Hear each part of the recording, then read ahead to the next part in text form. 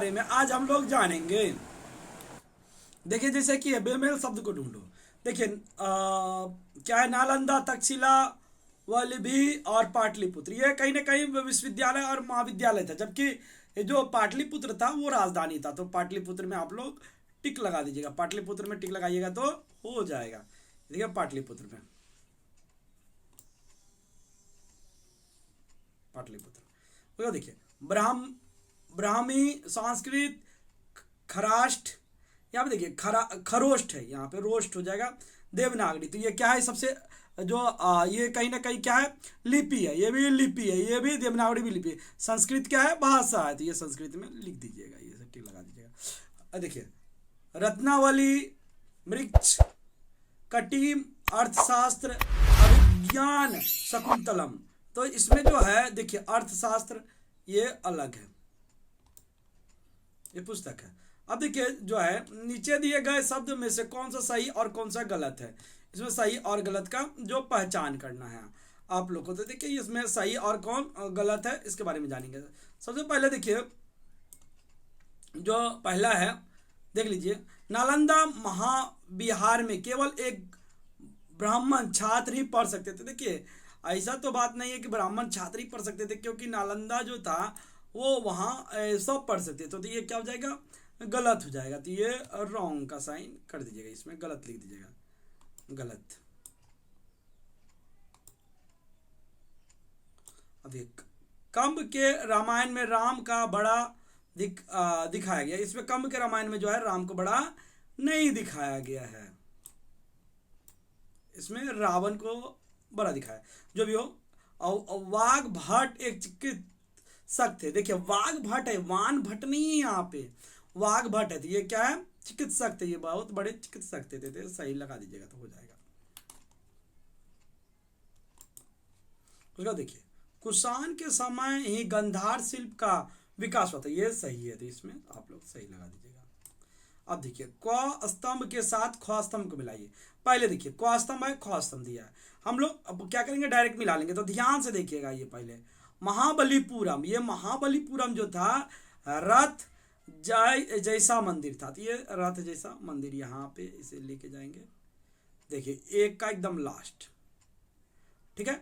उसके बाद देखिए गंधार शिल्प, गंधार शिल्प जो था ये कुषाण में था, कुषाण युग, तो ये इसको कुषाण युग से मिला देंगे। ये देखिए गतविद, गतविद जो था ये क्या था, नागार्जुन।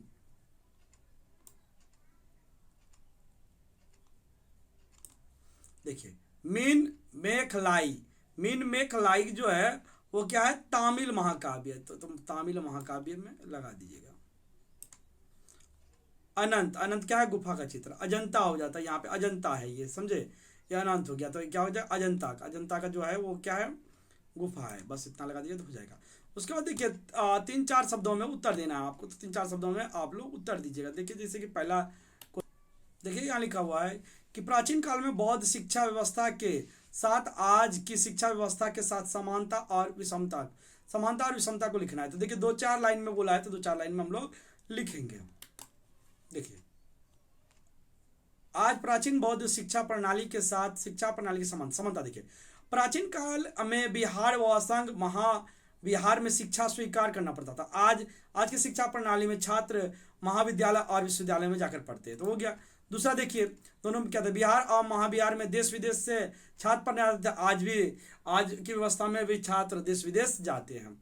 उसके बाद देखिए तीसरा, प्राचीन काल में बौद्ध मठ में गरीब और जरूरतमंद को आवास भोजन देकर शिक्षा व्यवस्था के साथ साथ कैनी मोस्ट छात्रों के लाभ के लिए छात्रवृत्ति प्रदान की जाती थी। तो आज भी वही है, गरीब को गरीब शिक्षा गरीब आज की शिक्षा व्यवस्था में गरीब संकटग्रस्त विद्यार्थियों को रहने के लिए, खाने के लिए, पीने के लिए दिया जाता है। तो इतना लिख दीजिएगा तो हो जाएगा।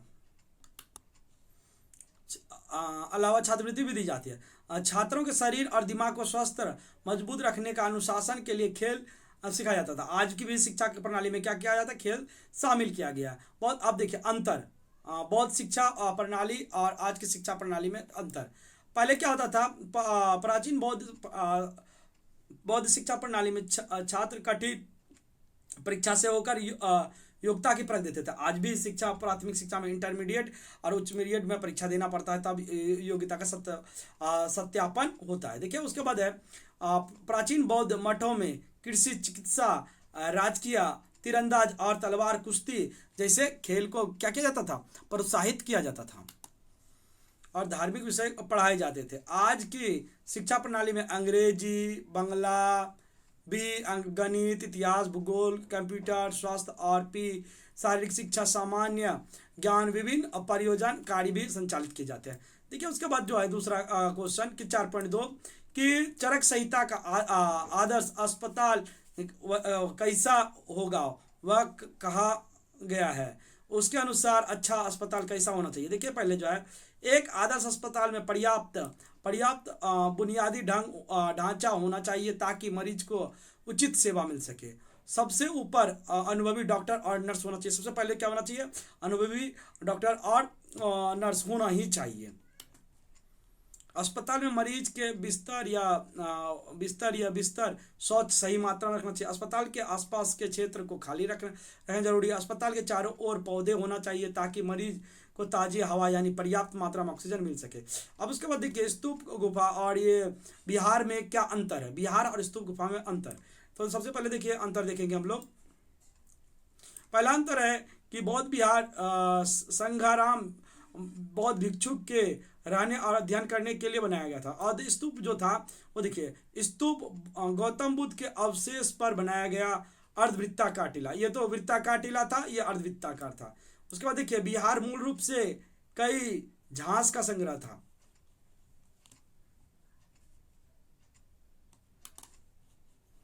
बाद में ईंट में बनाया गया था, वो झांस का बनाया था कि ये ईंट में बनाया गया था।